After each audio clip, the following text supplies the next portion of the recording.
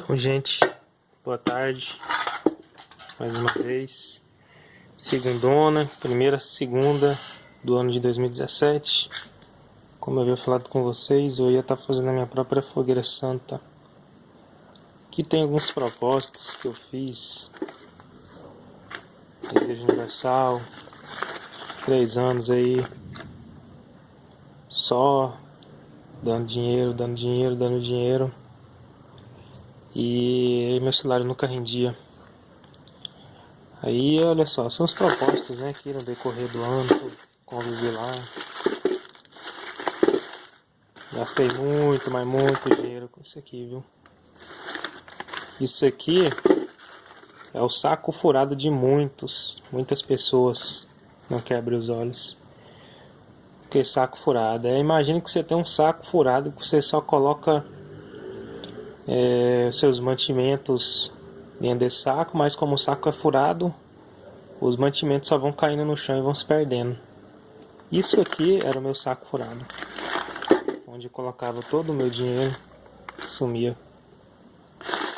Então tomei essa decisão aqui, é bastante coisa.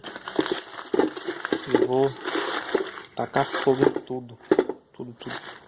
Só me trouxe dívidas, miséria, fracasso, falta de dinheiro. Pegava dinheiro emprestado com as pessoas. Todo mês pegava dinheiro emprestado, passava no vermelho por causa disso aqui, ó. O dinheiro era tudo para isso.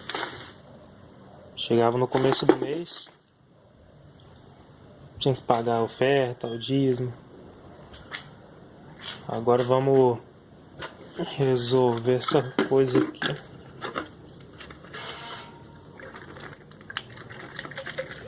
Isso aqui é a minha fogueira santa, ó. Quem disse que eu não faço fogueira santa? Agora eu vou sair de perto que isso aqui vai dar um fogo.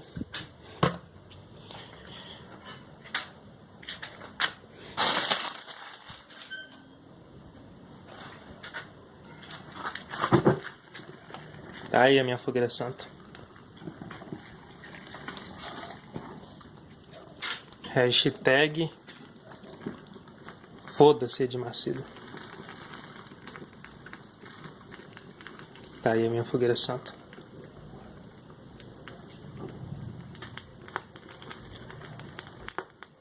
Em 2017 sem miséria. Vou estar postando o resultado aí no grupo aí no decorrer do tempo. As coisas que forem acontecendo de bom eu vou postando aí, viu? Faça a sua fogueira santa também.